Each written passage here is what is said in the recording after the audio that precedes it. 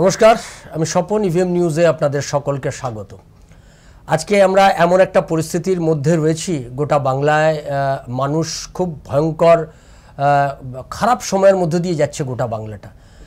এই সময় দাঁড়িয়ে আমাদের সামনে আরজিকর এই যে প্রতিবাদ, সেই প্রতিবাদ গোটা বাংলার প্রায় প্রত্যেকটা প্রান্তরে প্রান্তরে সেই প্রতিবাদের ঢেউ আছড়ে পড়ছে। এই সময় দাঁড়িয়ে সুপ্রিম কোর্ট তারা কিছু আদেশ নির্দেশ দিচ্ছেন। রাজ্যের সরকারটা কার্যত পশ্চিমবাংলার সরকারের প্রতি অনাস্থা জ্ঞাপন করছেন সুপ্রিম কোর্ট। এই আবহে আমরা পেয়েছি আমাদের কলকাতা হাইকোর্টের বিশিষ্ট আইনজীবী চন্দ্রশেখর বাগকে আমাদের ইভিএম নিউজে আমাদের স্বাগত জানাচ্ছি। নমস্কার। আমরা আজকে যে বিষয়টা নিয়ে মূলত চর্চার মধ্যে যাব, গোটা রাজ্যের মানুষের সরকারের প্রতি একটা অনাস্থা এবং সেখান থেকে কনস্টিটিউশনের প্রতি অনাস্থা প্রকাশ করছে বলে একটা চর্চা শুরু হয়েছে। এক্ষেত্রে আমার দেশের সংবিধানের রক্ষক যারা তাদের কি ভূমিকা থাকতে পারে, এটা আপনার কাছে প্রথম বিষয় জানা। দেখুন, এই বিষয়ে বলতে গিয়ে একটা কথা যেটা বলতে হবে, কনস্টিটিউশন অফ ইন্ডিয়া হচ্ছে আমাদের গীতা ভারতবর্ষের।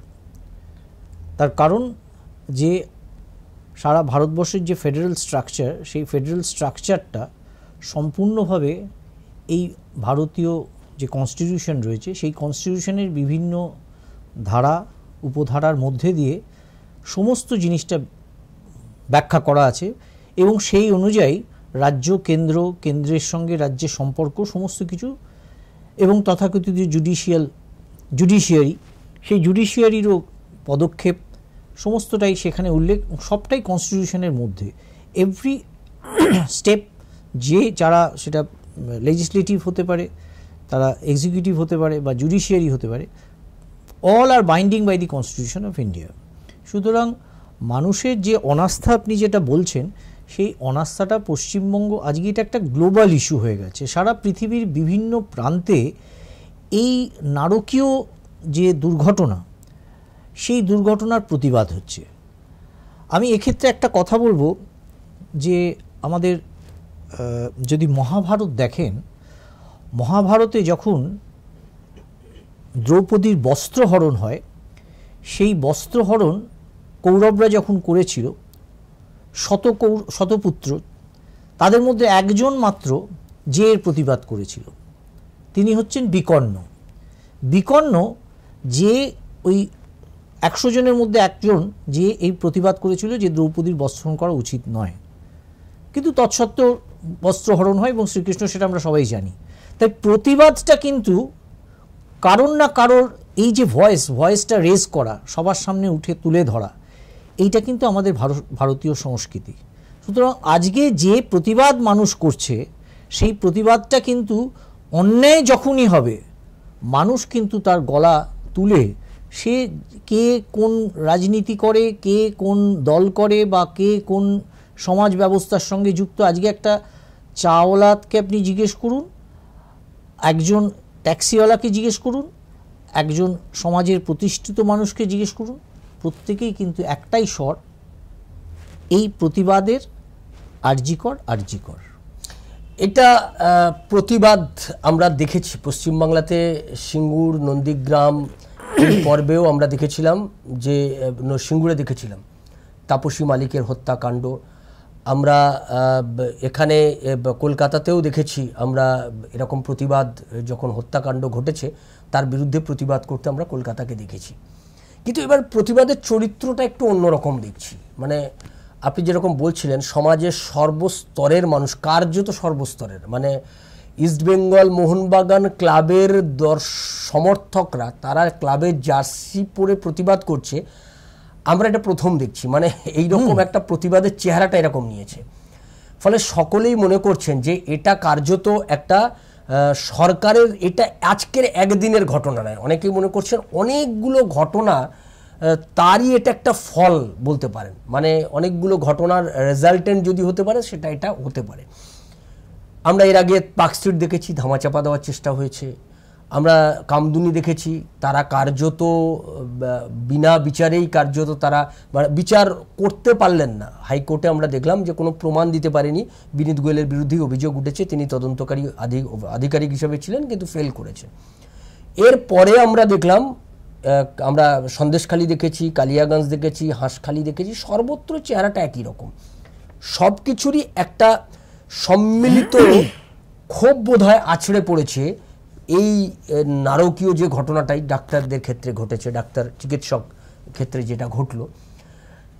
এখন আমরা যেটা শুনতে পাচ্ছি, রাজ্যপাল অ্যাক্টিভ হয়েছেন, রাষ্ট্রপতির কাছে তিনি গেছিলেন, কেন্দ্রীয় সরকারের কাছে গেছিলেন। রাষ্ট্রপতি এই ব্যাপারে কোনো পদক্ষেপ গ্রহণ করতে পারেন? আইন কি বলছে? আমি এই প্রসঙ্গটা বলার আগে আমি এই যে প্রসঙ্গটা আপনি বললেন যে সমগ্র এতগুলো ঘটনার পর মানুষের মধ্যে একটা প্রতিবাদী মুখর হয়েছে, তার কারণটা হচ্ছে, দেখুন, মানুষ দুটো জায়গায় সব থেকে সেফ। একটা হচ্ছে নিজের বাড়ি এবং আরেকটা জায়গা হচ্ছে ওয়ার্কিং প্লেস। অর্থাৎ আপনি আপনার বাড়িতে যখন থাকেন, আপনি আপনার বাড়ির সমস্ত পরিবারের লোকেদের জানেন, যেখান থেকে আপনার ওপর হয়তো তাদের মধ্যে খারাপ ব্যবহার, দুর্ব্যবহার ইত্যাদি হয়, কিন্তু কতখানি তার সঙ্গে দুর্ব্যবহার বা সে কতখানি তার উপর আপনাকে অত্যাচার করতে পারে সেটা কিন্তু আপনার একটা ধারণা আছে। ঠিক similar situation in working place. Working প্লেসে আমরা যখন যাই, আমরা জানি যে আমার সেখানে হয়তো কিছু প্রফেশনাল শত্রু থাকতে পারে, কিন্তু তৎসত্ত্বেও তারা কিন্তু কতখানি ভিন্ডিকটিভ হবে সেটা আমরা জানি। যার ফলে যে দুর্ঘটনাই হোক, সেই ঘটনাগুলো কিন্তু দেখবেন এই ওয়ার্কিং প্লেস বা নিজের বাড়ির বাইরে হয়। যখন মাঝামাঝি জায়গা, আমরা নিজের বাড়ি থেকে কাজের জায়গায় যাচ্ছি বা ফিরছি বা কোনো একটা সময়, এরকম ঘটনাগুলো ম্যাক্সিমামই আপনি দেখবেন সেখানে হয়। আপনাকে একটু ধরিয়ে দিই, এই আতঙ্কের কারণেই তার বাবা গাড়িটা কিনে দিয়েছিলেন, যে মেয়েটি সম্ভবত বাড়ি আর ওয়ার্কিং প্লেসের মধ্যে কোথাও অ্যাটাক হতে পারে, অর্থাৎ আগে থেকেই তারা একটা ভেবেছিলেন, তার জন্য গাড়ি কিনে দিয়েছেন। এটা আমরা সূত্র মারফত। এইটাই যে এই যে ওয়ার্কিং প্লেসও যে সেফ নয়, এইটা কিন্তু একটা বড় মাত্রা মানুষের কাছে, মানে এটা বাবা মার কাছেও এটা ধারণার বাইরে ছিল। যে সেটা তো বটেই।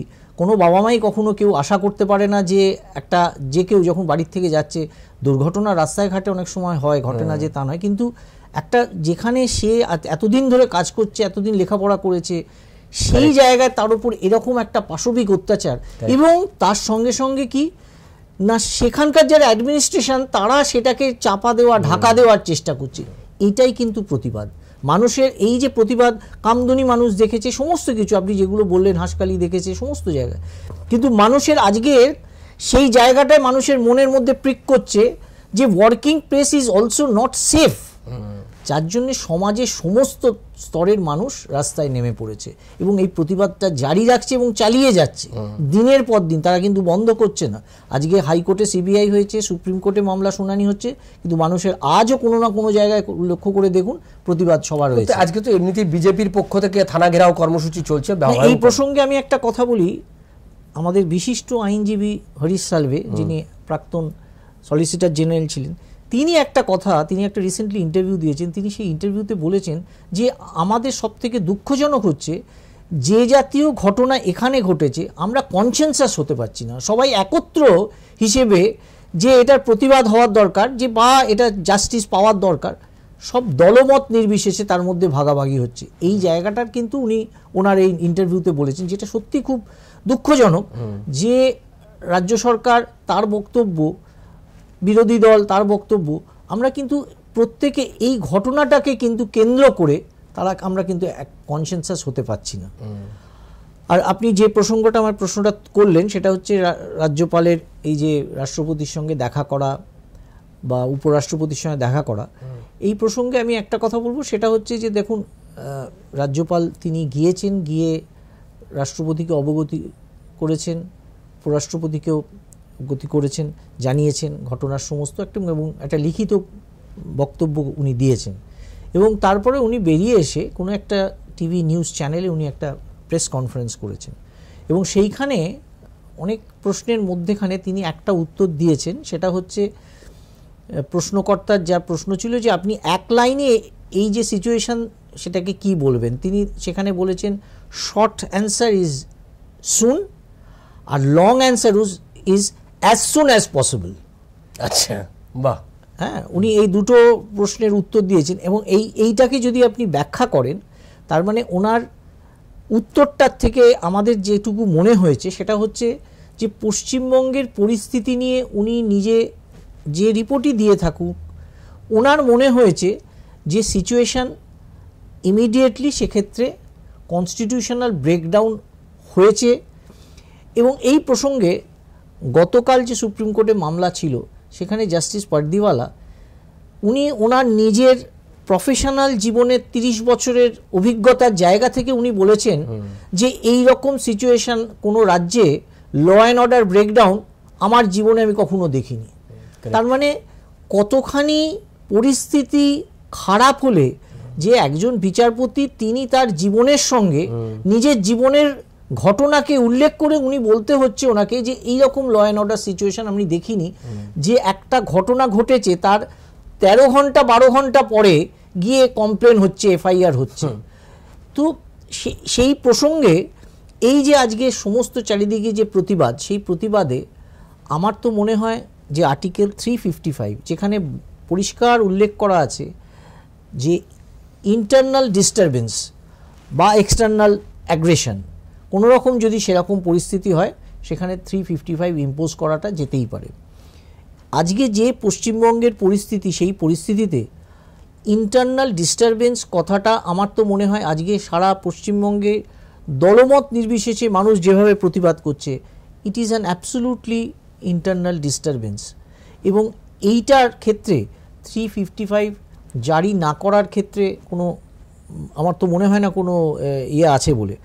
আবার এই প্রসঙ্গে আরেকটা কথা বলি, সেটা হচ্ছে আমাদের মিস্টার হরিশ সালভেজি তিনি আরেকটা ইন্টারভিউতে এই কথাও বলেছেন যে রাষ্ট্রপতির এখানে একটা ডিরেক্টিভ দেওয়ার দরকার আছে, রাষ্ট্রপতির একটা ডিরেক্টিভ দেওয়ার দরকার যে কি কি করণীয়, রাজ্য সরকার কি কি করবে এবং কি কি করবে না। এইটা মানে তার এই যে আজকে রাজ্যপাল যে রিপোর্ট দিল তার ভিত্তিতে একটা প্রেসিডেন্ট অফ ইন্ডিয়া তিনি একটা ডিরেক্টিভ রাজ্যের কাছে পাঠাবেন এবং সেইটা যদি রাজ্য সরকার না শোনে বা না সেটাকে ফলো করে, তাহলে সেক্ষেত্রে রাষ্ট্রপতির পরবর্তী পদক্ষেপ হিসেবে রাষ্ট্রপতি শাসন জারি করতেই পারে। এই যে রাষ্ট্রপতি এই যে ডিরেক্টিভসের কথা হরিশ সালভেজি বলছিলেন, এর আমরা দেখলাম যে মুখ বন্ধ খামে মুখ্যমন্ত্রীকে রাজ্যপাল একটি চিঠি দিয়েছেন। আপনার কি মনে হচ্ছে এখানে কোনো ডিরেক্টিভস থাকতে পারে নাকি কোনো রাজ্যপাল বিশেষ কোনো বিষয় বলছেন? এটা আপনাদের কি মনে হচ্ছে? না দেখুন, এই একটা একদম এইটা সম্বন্ধে বলাটা খুব ডিফিকাল্ট, কারণ এটা একদম একটা সিল কাভার চিঠি, এটা নিয়ে কোনো রকম কোনো প্রেসের কাছেও কিছু আসেনি। সুতরাং এই নিয়ে কোনো মন্তব্য আমার মনে হয় এখনই করাটা ঠিক নয়। আমরা আরেকটু ওয়েট করে দেখার দরকার আছে সত্যি কি রাজ্যপাল কি বলতে চেয়েছেন মাননীয় মুখ্যমন্ত্রীকে, বা তিনি তার নিজের ওপিনিয়নও দিতে পারেন। এই যে পরিস্থিতি, সেই পরিস্থিতিতে রাজ্যপাল হিসেবে তার কাছে সমস্ত মানুষ তার কাছেও তো জানাচ্ছেন এবং তার নিজের যে বক্তব্য তিনি সেটাও বলতে পারেন। সুতরাং এইটা নিয়ে আমি কোনো রকম কোনো এক্ষুনি মন্তব্য কিছু করতে চাইছি না। আচ্ছা, রাজ্য সরকারের ওপরেই মানুষ অনাস্থা প্রকাশ করছেন। আপনি দেখবেন রাজ্যে কোনো ঘটনা ঘটলেই পীড়িত যে পরিবার যারা আক্রান্ত হয় তারা সঙ্গে সঙ্গে বলে সিবিআই চাই। পুলিশের ওপর একটা অনাস্থা, এবং আমি গতকাল সুপ্রিম কোর্টেও দেখলাম পুলিশের এই ব্যবস্থা নিয়ে প্রশ্ন উঠেছে। পুলিশের এই সমস্ত তদন্ত প্রক্রিয়া, প্রত্যেকটা তদন্ত প্রক্রিয়াতেই অনাস্থা প্রকাশ হয়েছে। রাজ্যে অনেকগুলো সিবিআই তদন্ত চলছে, আপনিও জানেন। এই পুলিশ রয়েছে, সিভিল সার্ভেন্টরা রয়েছে আমাদের রাজ্যে। এই যে এই দুটো বিষয়, এটা তো পিলার, একটা সরকারের প্রশাসন চালানোর জন্য দুটো পিলার। এই দুটো পিলার আপনি দেখবেন একজন আইপিএস অফিসার রাজীব কুমার, তিনি দুর্নীতির সঙ্গে যুক্ত অভিযোগ উঠেছে। সারদা মামলা ধামাচাপা দেওয়া, অর্থাৎ সরকার মানেই ধামাচাপা দেওয়ার একটা খেলা চলছে। এবং এখানে যুক্ত নাম যাদের যাদের যুক্ত হচ্ছে, বিনীত গোয়েলের নাম যুক্ত হচ্ছে, রাজীব কুমারের নাম যুক্ত হয়ে পড়ছে। এইটা একটা মানে পুলিশদের নাম, একজন সিভিক পুলিশ, কি এর ক্ষমতা আমি জানি না। এবং এই সিভিক পুলিশ আজকে যেটা শুনলাম সিবিআইয়ের কাছে, আমরা যা সূত্র মারফত, আমি জানি না এটা আরও কনফার্ম হব, যে এই সিভিক পুলিশ ওই খুনটি করার পর তার পোশাক আশাক, ওই যে অ্যাসিস্ট্যান্ট সাব ইন্সপেক্টর ওনার যে ওই অনুপ দত্ত পালিয়ে পালিয়ে দৌড়ে পালাচ্ছিলেন, ওনার অফিসে গিয়ে পোশাকটা পাল্টেছেন সিবিআইয়ের কাছে, সেটা নাকি উনি স্বীকারোক্তি দিয়েছেন। অর্থাৎ এই পুলিশ, তার সঙ্গে পলিটিক্যাল লোকজন যুক্ত হয়ে যাওয়া, পুলিশ প্রশাসন এদের যুক্ত হয়ে থাকা, এইটা যদি এরকম যদি একটা নেক্সাস তৈরি হয়, তাহলে জনগণ সিবিআই তদন্ত দিয়েই বা আপনি কি কতদূর পৌঁছতে পারবেন? আপনার কি মনে হয় যে সিবিআই তদন্ত বা হাইকোর্ট দিয়েই আমি শেষ পর্যন্ত নির্দিষ্ট অভিষ্টে পৌঁছে যেতে পারবো, এটা ভরসা রাখা যায়? আপনার না, একটা জিনিস যেটা, সেটা হচ্ছে যে দেখুন, মানুষের এই অনাস্থাটা, এই যে পুলিশের ব্যাপারে আপনি যেটা বললেন, সেই ব্যাপারে মানুষের এই অনাস্থার জন্যেই কিন্তু আজকে প্রতিবাদ। মানুষ পুলিশের ওপর তাদের কোনো ভরসা থাকছে না, যে কারণে প্রত্যেকটি ঘটনার ক্ষেত্রে মানুষ কোর্টে যাচ্ছে, কোর্টে গিয়ে বলছে যে সিবিআই চাই।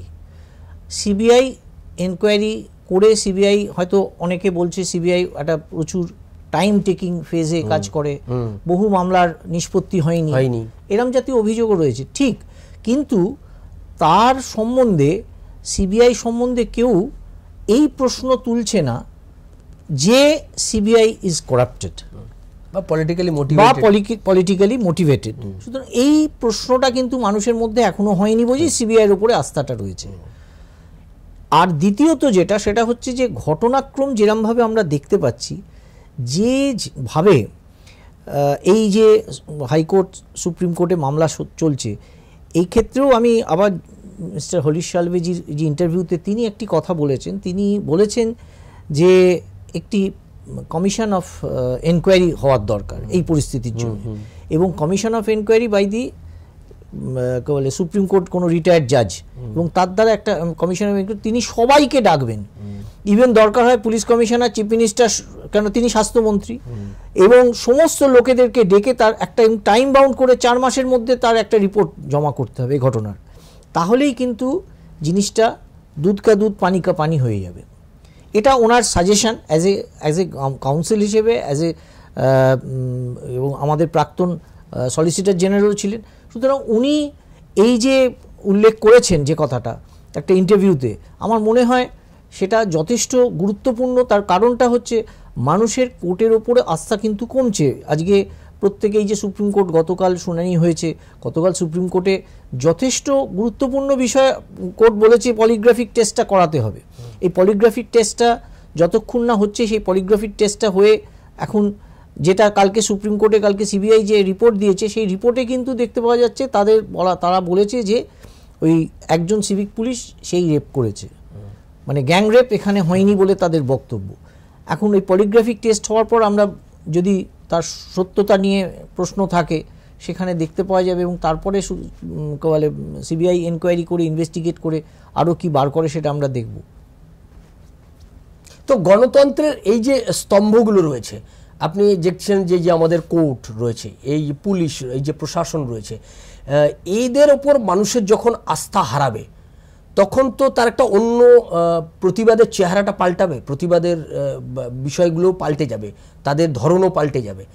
মানুষ তখন নিজেকে রক্ষা করার তাগিদে নিজের মতো করে লড়াই করবে, গণতান্ত্রিক ফ্রেমটা ভেঙে যাবে। 27 তারিখে এখানে একটা ডেমোক্রেটিক একটা ফ্রেমের মধ্যে থেকেই মানুষ প্রতিবাদ করছে, এবং তাদের প্রতিবাদের বক্তব্যই থাকছে যে জাস্টিস তো চাই, মমতা ব্যানার্জির পদত্যাগও চাইছে, তারা দাবি করছেন। অর্থাৎ সরকারটার ওপরই, সরকারটাকেই আর চাইছেন না রাজ্যের জনগণ। এখানে কিন্তু কোনো রাজনৈতিক দল ডাকেনি, না, ছাত্র যুবরা ডেকেছে, এবং তারাই দাবি করছে যে এই সরকারটার আর থাকার নৈতিক কোনো অধিকার নেই। সরকারটা যদি পড়ে যায়, তাহলে সেক্ষেত্রে কি ক্রাইসিস তৈরি হতে পারে আমাদের এই সরকার, আমাদের এই রাজ্যের মধ্যে কি সমস্যা তৈরি হতে পারে? দেখুন, আমরা খুব রিসেন্টলি বাংলাদেশ দেখলাম, যে একটা গণতান্ত্রিক সরকার সেখানে ছিল। প্রশ্ন আছে সেই গণতান্ত্রিক সরকার নিয়ে অনেক রকম, কিন্তু তার সত্ত্বেও গণতান্ত্রিক সরকার ওখানে ছিল। মানুষ যদি রিভোল্ট করতে শুরু করে, তাহলে আজকে কিন্তু বাংলাদেশ আমাদের চোখের সামনে আমরা দেখা একটা সিভিল ওয়ার, সেই জায়গায় আজকে চলে গেছিল। যাই হোক, সেখানে আবার একটা টেম্পোরারি গভর্নমেন্ট ফরমেশন হয়েছে। কিন্তু আজকে যদি পশ্চিমবঙ্গে সেই রকম পরিস্থিতি তৈরি হয়, যদি মানুষ সেই সরকারের উপর আস্থা যখন নেই বলে তারা দাবি করছে এবং তারা কন্টিনিউয়াসলি এক দফা একটাই স্বর, দফা এক দাবি এক, মমতা বন্দ্যোপাধ্যায়ের পদত্যাগ। তো এই যে স্লোগান, এই স্লোগানটা এখন চারিদিকে ছেয়ে গেছে এবং সমস্ত মানুষ কিন্তু এইটাই একটা কথা বলে। আপনি মহিলাদের মধ্যে দেখবেন তারা আরো বেশি, তার কারণটা কিছুই না, একটা মানুষ মহিলার কাছ থেকে যেটুকু আশা করেন সেই জায়গাটায় উনি ফেলিওর। সেই কারণে কিন্তু মানুষের তার উপর আস্থাটা একেবারে, যতই আপনি কন্যাশ্রী, যতই যুবশ্রী ইত্যাদি এইগুলো সমস্ত যেগুলো উনি লক্ষ্মীর ভান্ডার এগুলো দিয়েছেন, যারা পেয়েছে তারাও কিন্তু প্রতিবাদে সামিল হয়েছে। তার কারণটা হচ্ছে আজকে এই যে মেয়েটির ঘটনা, একটা অত্যন্ত সাধারণ পরিবার থেকে একটি মেয়ে লেখাপড়া করে প্রচণ্ড পড়াশুনোয় ভালো ছিল, এলাকার মানুষ বলছে যে, এবং সবথেকে বড় জিনিস ডাক্তাররা বাড়িতে যায় না দেখতে, ও কিন্তু ওই অঞ্চলের মানুষের বাড়িতে গিয়ে ডাক্তারি মানে চিকিৎসা করত। সুতরাং এই জাতীয় একটা মানুষের উপর এই যে পাশবিক অত্যাচার, এবং তার মধ্যে কোনো অনেক রকম অভিযোগ উঠছে যে প্রিন্সিপাল অনেক কিছুর মধ্যে র্যাকেটের মধ্যে ইনভলভ। আজকে তো বোধহয় ইডি তদন্তের জন্য সিবিআই আজকে কলকাতা হাইকোর্ট রায় দেবে হয়তো।